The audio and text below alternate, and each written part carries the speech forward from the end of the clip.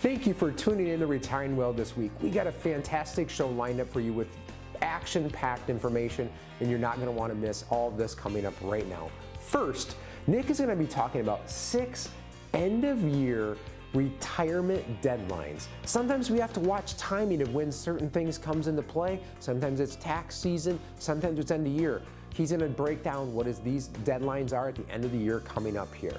Then Joe's going to be talking about making this portfolio move before market gets bumpy. Boy, wouldn't you want to know that ahead of time? Then creating this win-win situation with your finances. We love when we have win-win situations, and especially when it comes to your money and your portfolio. And then wrapping up the show, we're going to have common scams that are targeting seniors. Unfortunately out there, we see these far too often. We want to be able to, for you to be looking at these in advance so you don't fall victim to one of these scams. All this and so much more coming up here right now on Retiring Well. Retiring Well, brought to you by Centennial Wealth Advisory, financial advisors specializing in retirement planning and serving all of Northern Michigan. Retiring Well, helping you plan for a successful and comfortable retirement. Retiring Well, plan to retire well. 2025 is just a couple weeks away, and with that comes your last chance to do some last-minute retirement planning. There's some deadlines that you really want to be made aware of. Otherwise, you could face some serious penalties. So let's go over some of those deadlines today and what penalties you could incur if you miss those deadlines at the end of the year. So to start off, let's start with qualified account contributions, okay? So if you are an owner of a 401k and you want to make contributions for 2024, in order to do that, you have to get those contributions in before the end of the year. Now, maybe you're on the fence about that and so forth and you haven't started yet. If you want to make sure you get those tax benefits for this year, for 2024, you can't wait, you can't delay, you got to make those contributions now, okay? Now, on the flip side of things, if you have an IRA account, well, guess what? You can wait to make those contributions for 2024. You have up until April, or when you file your taxes, to make those IRA contributions. And then the same is true with health savings accounts, or HSAs. You can actually make prior year contributions as long as you do that before you file your taxes. But if you're a 401k owner and you want to make contributions for 2024, you have to do it before the end of the year. Next up, RMDs, or those required minimum distributions. This is probably the most important deadline that you need to be made aware of. So if you are of the age where you're taking those required minimum distributions, you have to make sure you take that this year before the end of the year, okay? You can't wait. If you delay that or miss the deadline, there is a penalty. So the penalty actually has been reduced. So with the Secure Act of 2022, it used to be if you missed the deadline and didn't take your required minimum distribution, you'd face a 50% penalty on that RMD. Well, with the Secure Act, they dropped that penalty down to just 25%. And then further, if you correct your mistake within the first 2 years, that penalty is just 10%. But nobody likes to pay a penalty, right? So just make sure you take that RMD before the end of the year if you're supposed to. Also, there is one exception to that rule in that if this is the first year that you are subject to those RMDs, you can actually wait until April to take that. Now, if you do that though, you do have to understand that you still have to take the current year RMD as well, so you'd be forced to take 2 RMDs next year. So it may or may not be in your best interest to wait on that RMD. But for sure, if you've been taking the RMDs, don't miss the deadline because you don't want that penalty. Next up is Roth conversions, okay? A little last minute tax planning for the year, if you will. If you're interested in doing those Roth conversions, in order for it to take place and take effect for the 2024 tax year, you have to do the conversions before the end of the year. Remember, those Roth conversions are when you take money out of a pre-tax account, like an IRA, you are showing that income for that tax year that you're in, paying the tax on it, getting Uncle Sam out of your pocket, and putting it into a Roth account. So if you're one where you want to maximize your 2024 tax bracket by doing those Roth conversions, you have to do those conversions before the end of the year. And then also catch-up contributions. So if you're age 50 and older, you have the ability to do catch-up contributions, okay? So if you have a 401k and you're over age 50 and you want to do the catch-up contribution of $7,500 for 2024, you have to get that done before the end of the year as well. Now, that's also different with the IRA though. So if you have an IRA and you want to make a catch-up contribution of $1,000, you can do that as long as you do that before you file your taxes in April of next year. But with the 401k, catch-up contributions, it's gotta be this year. And then finally, any kind of charitable distributions or anything like that where you're giving to charity, if you want the tax benefits this year, well, guess what? You got to do that before the end of the year. So there you have it, some last minute prep before we bring in the new year. If you have any questions or need help with that, please don't hesitate to give us a call. I wish you a very Merry Christmas and a Happy New Year.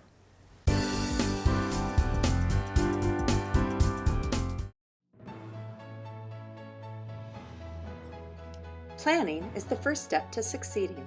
Plan to retire well. The success of your retirement depends on a solid financial plan. If you are retired or nearing retirement, we invite you to an informative live event to help you plan to retire well. There is no cost and no obligation, and dinner is on us.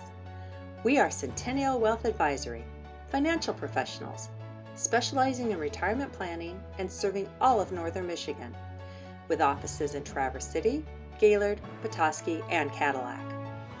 Our presentation will address important questions such as what tax changes are coming in 2025?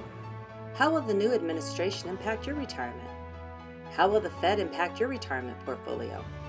Are you worried about outliving your retirement savings?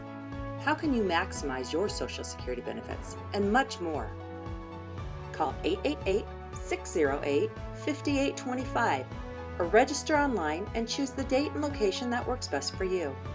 Tuesday, January 21st at Boone's Long Lake Inn in Traverse City. Wednesday, January 22nd at Bluefish Kitchen and Bar in Manistee. Thursday, January 23rd at Treetops Conference Center in Gaylord. Or Tuesday, January 28th at the Blue Pelican in Central Lake. The live event starts at 6:30 p.m. and is free to attend with a complimentary gourmet dinner to follow. But seating is limited and tends to fill quickly. Call 888-608-5825 or register online to reserve your seats today. Don't miss this important live event to help you plan to retire well.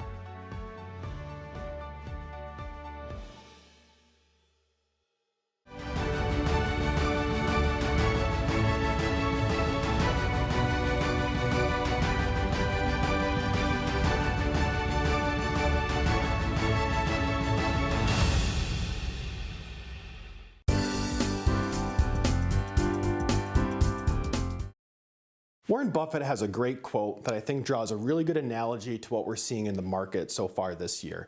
What he says is, in a rising tide, all boats rise. But when the tide goes away is when we find out who's been swimming naked. And I think that's a really good analogy to what we're seeing right now in the market, because there's just been so much momentum. When we look at 2024 as an example, the S&P 500 has hit over 50 all-time highs. Whenever you hit a new all-time high in the market, there's a 92% probability that next month you hit another all-time high. The problem though is a lot of those highs that we've hit are because of just a handful of stocks. It doesn't matter if we're looking at the Fab 5 or the Magnificent 7. The market's been very concentrated, which is great because we've seen a ton of growth in those companies, which has dragged the market along. However, when you're having annualized returns of 26+%, it begs the question, how long can this continue? And at some point, if we see any sort of pullback in the market, are we going to be one of those people that are left out swimming naked in that example that I started with? So I want to spend some time talking to you today is maybe some more proactive, tactical decisions we can go through in our portfolio just to make sure we're not over-concentrated or not have too much risk in certain sectors. I'll give you an example. A client that I recently brought in from the TV show, looking at our segments, had some questions on their portfolio. As we started to dig into it and do doing a little bit deeper dive on what he actually had. He was about 98% equities. Specifically though, a lot of his equity concentration was in our tech stocks and energy stocks. That's worked out as in favor, specifically on the tech. Energy, maybe not so much this year, but a couple years ago, certainly it helped out. The downside to that is, well, when we're looking at the market, you're missing out on certain opportunities, but also you're taking risk that you probably didn't know you needed to be having in that portfolio. So with him specifically, going into retirement in 5 years, 98% equities, maybe not the best decision. So it's starting to dig into that portfolio and being able to look at, all right, probably time to peel back, make a change from an opportunity of strength versus doing so at a weakness when we see the markets have some sort of correction. Now, I don't have a crystal ball. I'm not saying we need to go make massive adjustments, but when you start to look at valuations, specifically in these large tech companies, for them to continue this growth would almost be like trying to turn the Titanic in a bathtub. It's just going to be very difficult for them to repeat that, and it's starting to see a little bit of cracks in these companies and a little bit more volatility than we've seen the last few years. Doesn't necessarily mean you should go ignore those companies and remove them from your portfolio. I'd argue they have a place. There's a lot of development there, a lot of growth potential, but we do want to think about exploring other places in the market. So think about making some small tweaks. What we've seen really come back in favor is more of our small and mid-cap companies. Those tend to have a little bit higher risk, but as interest rates have sort of leveled off, we do want to start to explore these other opportunities just to have some sort of diversification, again, trying to reduce some of the risk. So a lot of clients, what we're looking at doing is not doing a ton of changes, but maybe just selling off some of the growth we've seen over the last few years and diversify that into other pieces. International stocks is another big one that we've seen come back into favor. A lot of concerns out there internationally, kind of more global economically, which we understand. But if you look at a lot of the other Federal Reserves, they're in that rate cutting cycle that tends to push economic development up. So there could be some opportunities in the emerging market areas as well. Again, it all comes back to our risk tolerance, what we're comfortable with, but diversification is going to be key. Now, if you're someone that's been sitting on the sidelines, we've had a few clients come in with a bunch of cash. They've been living off the plump yields we've had the last few years. That's been fantastic. That's starting to come to an end. So we do want to think about approaching the market with caution. We are at all-time highs. Again, I don't have a crystal ball. We hope that that continues, but we don't want to have a case of FOMO. We don't want to be just chasing the market, just trying to get involved. We want to think about what's our risk tolerance, what's our financial plan say, what's our income and distribution strategy, then layer the investments on top of that. So if we're wanting to start to get back involved with the market, we just need to do so in a very tactful way and not just go buy tech companies, which is what we've seen happen the last few years. As always, we always want to think about our retirement plan, align the investments when we're going to need them, but also think about alternative strategies as well. You know, we still are seeing interest rates relatively high, still inflation's up there. The stock market does offer a lot of growth opportunities, but think about maybe some bond funds or some alternative investments, or even different investments that have, you know, derivative pieces to it that help protect on the downside. Again, it always aligns with your risk tolerance, but if you need help doing that deeper dive, more analysis on the portfolio, please reach out to us or check out our other YouTube channels that go a little bit more into asset allocation, but we'd love to sit down, review your current portfolio, and make sure it's aligned with when you're going to need the funds.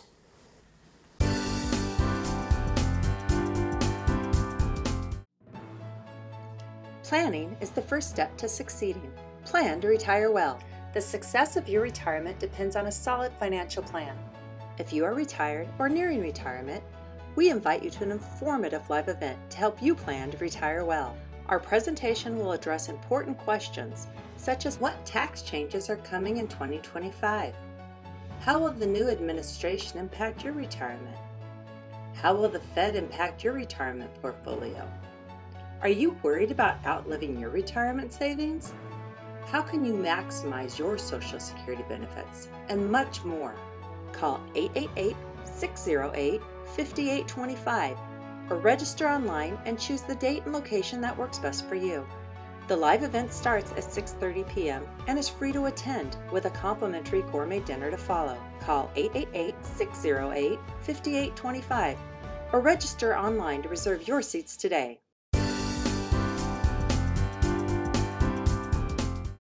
Hey, welcome to this segment on how to create a win-win situation. You know, this got placed on my heart a while ago, and then I think about it, and then I thought, you know, it'd be kind of fun to go on the show and create something just a little different. So what I did is I thought about like the Punnett square, where you have client and you have advisor. And I started to think about, hey, what if you filled out that Punnett square into win-loss for each, and what would that look like? What are stories from my experiences that might be helpful for the viewers, you know, as how this can be done and what quadrant you could end up in. And then we'll finish with the one that you want to be in. So we're going to start with the first one. And so this is where the advisor loses and the client loses. Okay, so this is the loss-loss quadrant of the Punnett square. This is the one that you want to avoid. What have I seen in these situations? This is where you have an advisor potentially that is, you know, maybe no else better way to say it than morally bankrupt, okay? What happens is they might fall victim to conflict of interest, where they're putting their best interest in front of the client's best interest.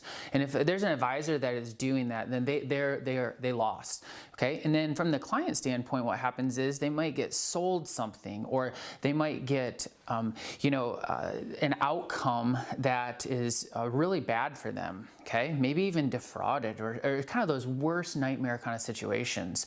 So that's a quadrant that you want to avoid with all possibility, okay? The next one is where the advisor might, quote, win, but the client loses, okay? So this is right below that. This is another quadrant that you're going to want to stay clear of. This is where, you know, there's advisors out there that they have quotas that they have to fill. They get a ton of pressure every single month to sell stuff, right? Maybe they have high fees, okay?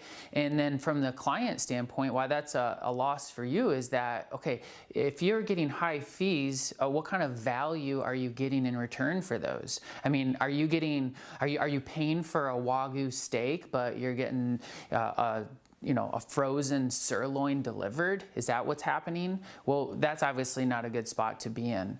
Maybe you've been pressured into a decision and there was no planning even done. That's a loss from a client standpoint.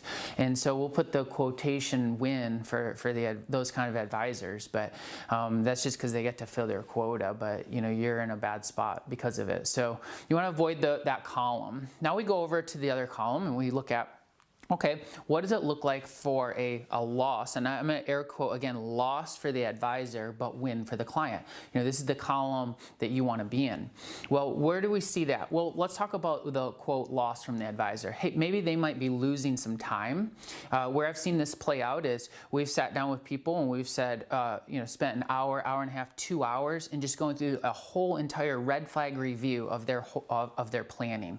And it could be that they just got educated to a point of a decision, and the best decision for them, for that client, is to keep doing exactly what they're doing, where moving or shifting, the timing wasn't right. So by the advisor, quote, losing a little bit of time, the client gets a really good education and gets a really good red flag review of their current situation. Sometimes we see this be a timing thing where, you know, clients will come, prospective clients, and they'll have, you know, they might be 55, 56, they're younger than 59 and a half, and what they're doing is actually what's best for them. And so it's a timing thing. And it's not until they get after that 59 and a half where potentially they can do an in-service rollover of their 401k, where we can start offering some other products and some other services that would be very beneficial to them. So either way, in that client, hey, the advisor gives up some time to educate. That's what we do. We love to educate. We're an education first company. That's why I love to be a part of Centennial. And the client gets a really good review. Now, the last one is the best one, okay? That's where the win-win, that's the quadrant that you get to create these unrivaled partnerships. Okay, that's where you're gonna get the team support. You know, if you don't have a written out holistic approach, so I'm talking income plan from right now all the way till you're 100 years out, okay, 100 years old. Just what does that look like? What is your investment risk profile, and how closely matched are you with what the market is producing and where you're at? really honing in on where risk you want to take and where risk you want to avoid. Next thing is a tax plan. You know, we talk a ton of taxes. We can sit down, we can actually do your tax returns. More importantly, I think the value is the proactive tax planning. Every single year, what is your tax opportunities? You don't want to miss those.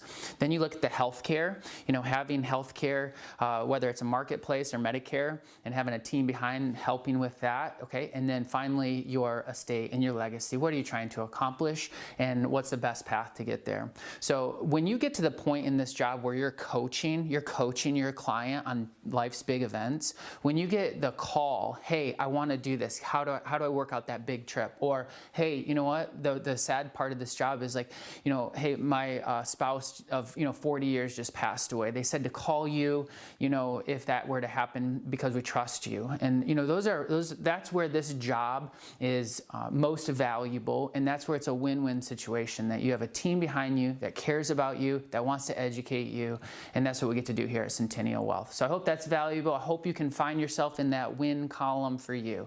Have a great day.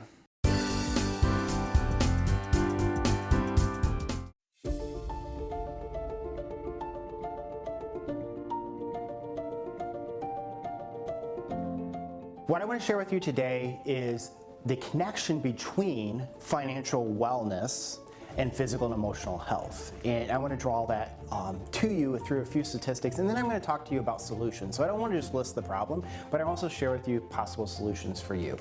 So this is from a Market Watch guide survey of 2,000 Americans. So I'll read some of this really quick, and then like I said, I'll talk to you about possible options for you to have peace of mind through this. So 65% say finances are their biggest source of stress.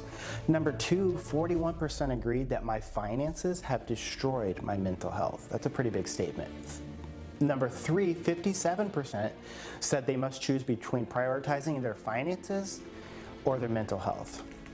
4, 92% reported negative physical effects due to their financial stress. Number 5, 56% reported losing sleep because of financial stress. Number 6, 45% reported headaches due to financial stress. And number 7, 38% complained of fluctuations in weight because of the financial stress. So as you can see from these survey results, there's a lot of worry and stress out there, and it's connected not only to their physical but their mental health due to their finances. This is something that a lot of people are worried about and having to deal with, and you might be one of them as well. However, here at Centennial Wealth Advisory, we've helped thousands of clients and people all over northern Michigan work through these stresses. Our goal is to move you from a point of fear and stress to a point of peace of mind. And we have the tools and the ability to provide you with the solutions that can help you do that. So we'd be more than happy to meet with you. And throughout this series, that's what we're going to talk about. We're going to talk about what are the issues as far as impacting me that are causing me to not be financially well.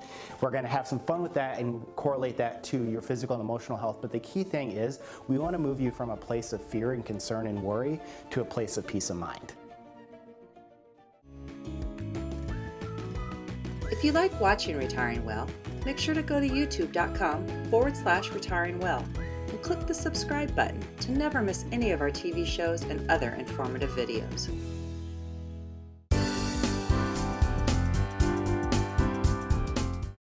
Sadly, there are a lot of intelligent people out there that are using those skills for evil, especially scams. And those of you that are already retired or close to retirement, you want to be cautious of some of these most common scams that you'll see going on out there. Nowadays, these AI powered scams, so that's going to be through email, or they're going to analyze different patterns from your online presence, and they may reach out to you over the phone and try and manipulate you in some particular way to take advantage of you. So just be cautious of that. There's different types of funeral scams, sadly. They're going to read the obituary, maybe find out who family members are, and they're going to contact you saying that the deceased has a debt that needs to be paid, and they're going to maybe pretend that they're from the funeral home because that's now public information. You want to always ask for written documentation for any of these potential debts or expenses and have some type of proof that that is actually owed. There's a tech support scam where you might get a call or an email where they're warning you that there's a virus that's damaged your computer and they need to get on access to your computer to assist you with that. Once they do gain access, now you figure they have all of your different personal files and information, and then they can take advantage of you in different ways. There's sadly different government imposters, so the IRS or Social Security Administration, where they're going to say, well, you owe a certain amount in taxes, or there's an issue with the way that you filed for Medicare, Social Security, and we need to get more information from you to assist. The key thing here, neither the IRS nor Social Security Administration will initiate contact with you via phone. So be cautious of that. If you get that phone call, that is not the IRS or Social Security Administration. There's now grandparent scams where they're going to have some type of impersonator that it's your grandchild reaching out asking for money. They're going to claim that there's some type of emergency, and as much as your heart says, oh, I want to help my grandchild, be cautious, because it may not be that grandchild that's actually reaching out. You want to communicate with the family and make sure before you ever give any type of information. There's different internet, social media types of scams where be cautious specifically with social media, and the more information that you provide or that you present online opens up the higher potential for being targeted. And so if you put that information about birthdays and other personal information, we call them bad actors, sadly are going to go out there and use that information against you. There's different types of investment scams. There might be a real estate investor or the different wealth manager that reaches out and tells you about, oh, we've got this exciting investment opportunity where you're going to get these huge returns in a short amount of time. Anytime you hear that, be cautious. As you're an investor, you know that typically when it sounds too good to be true, that's usually the case. There's now check fraud, where these bad actors may go and steal a check from the mailbox. They're going to change the dollar amount, change who it's payable to, and go forward with that. So you want to regularly be checking your bank account, making sure that there aren't any funds that have left your bank account that weren't to the desired place and dollar amount that you want. And lastly, there's different, sadly, caregiver scams. So when there's individuals that come into your home maybe to assist you when you're later in life and need some additional help, just be cautious of that. This could sadly even include different family members that get access to your information and can use that against you. So you want to make sure to thoroughly vet any health aides or caregivers, anyone that's coming into your home spending an extended amount of time. So sadly, all these are different ways that scams can occur, and you just want to be aware of them and have your antenna up to make sure that you aren't one of those that's targeted next.